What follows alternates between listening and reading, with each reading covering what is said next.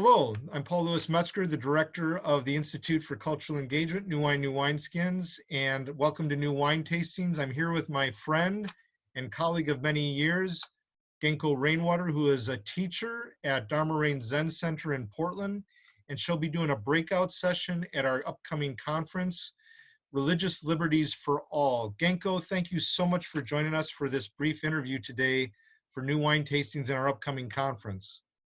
You're very welcome. Nice to be here. Yes, and so Genko, if you could just share with us what you have prepared in terms of your reflections on what you're about as a teacher at Dharma Rain Zen Center, what you hope to share at the conference, what your hopes are for this conference in terms of religious liberties for all, coming at it from your Zen Buddhist tradition. Okay. So this conference is important to me because, for me personally, because I've spent a lot of my life searching for a religious practice that works for me. My journey led me to Dharma Rain Zen Center, and I don't think I would have found it if I were constrained by the religion I was brought up in. It's possible that I could have found some way back to an authentic expression of my faith in Christianity, but it's equally likely that I would have stayed on the outside of any religious affiliation whatsoever, as I did for several decades. Now I'm living my faith in a real and authentic way, and so I believe we all need to be free to find our own paths. In particular, Zen Buddhism, along with other minority religions, can be difficult to find, although not so much these days as previously. And some religions are actively persecuted, even to temples being burned and people of faith being killed. When people are seeking, they are often vulnerable for a time, and it's a crime, I think, to introduce fear and violence into what should be a safe environment to explore one's own spirituality. When I think of religious liberty in America, I see that in general there has been an erosion of respect for differences in opinion, practices, and faith. When religion enters into the political realm, there are dangers of coercion and persecution. This very danger is what brought many of our ancestors to this country, and unfortunately many of those replicated the very thing that they fled.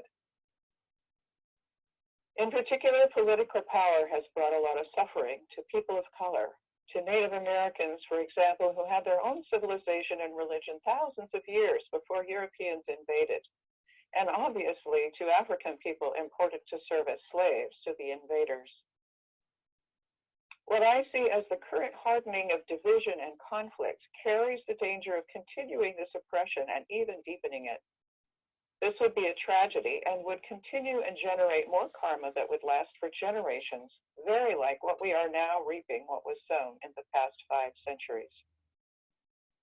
In fact, America today is much more pluralistic than some realize. In addition to many faiths, there are also differences in lifestyle, socioeconomic status, race, culture, language, and other aspects of our lives. For some, this is scary and dangerous, but for others, this invites the richness of discovery. Being part of an in-group may be comforting and familiar, but it is also limiting and constricting. Looking towards others who are different in some ways from ourselves allows us to be challenged, to learn, to grow, and ultimately to find new ways to be in the world. So one of the things Buddhism can contribute is that it cultivates both wisdom, which is clear seeing and understanding, and compassion, loving kindness, neither of which is complete without the other. We rely on the 3 treasures, the Buddha, or awakening to the truth, the Dharma, the truth itself, and the Sangha, those who realize, transmit, and share this truth. We find all of these within ourselves as well as in the world beyond, and ultimately find that the truth permeates all life, and that we aren't so different from each other after all. In fact, we are all made from the same stuff. At Dharma Ring, we recognize that everyone is on their own path. These paths may look different, but they are all ultimately about finding the truth. There is a saying that there are many paths up the mountain. Some may go sideways, some may even go back down for a while. But Buddhism is an optimistic religion in that we maintain that everyone will eventually become enlightened and thereby become Buddhas. For that, we respect everyone and their own paths. The other way Buddhism respects people is that it is not a belief system. There are many teachings, and they are presented as points of inquiry rather than as doctrine. That is, people need to test for themselves to decide whether they are true or not. And we remain open to change, as that is one of the three marks of existence. Maybe another teaching that applies here is right speech, one of the folds of the Noble Eightfold Path. This addresses the issue of civil discourse that I mentioned in the beginning. In particular, there is a value to noble silence. That is, sometimes the best thing to say is nothing.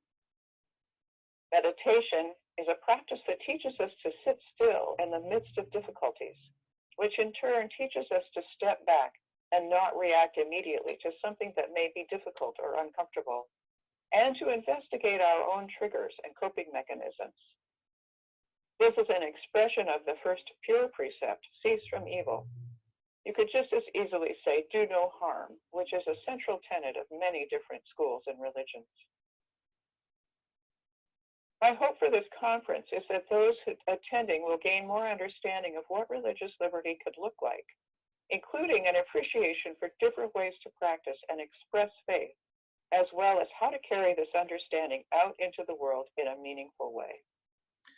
Genko, thank you so much for taking time to share these important reflections with us, as you'll be doing a breakout session at the conference, and Abbot Genko Carlson will also be participating as one of our plenary speakers on the panel discussion during the conference. So we look very much forward to our friends from Dharma Rain Zen Center sharing with us at Religious Liberties for All, March 14th, Saturday. Just in closing, for those of you who are familiar with New Wine, we have had a long-standing friendship and partnership with Dharma Rain Zen Center that goes back to around 2005.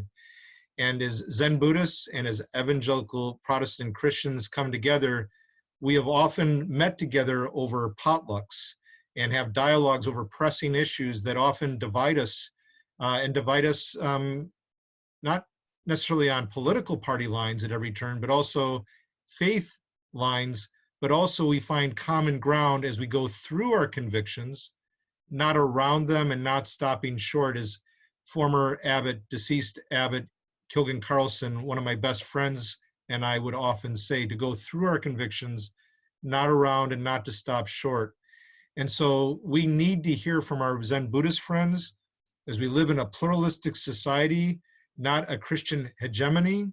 And as Christians, we need to learn how to navigate these increasingly pluralistic waters in ways that are truthful, meaningful, compassionate, and filled with conviction that accounts for diversity and understanding and compassion and clarity, as my good friend Genko Rainwater has encouraged us. So without further ado, we look forward to you joining us. And Genko Rainwater, thank you so much once again, one of the teachers at Dharma Rain Zen Center. Thank you for joining us both now and in the conference to come. Blessings to you, my friend.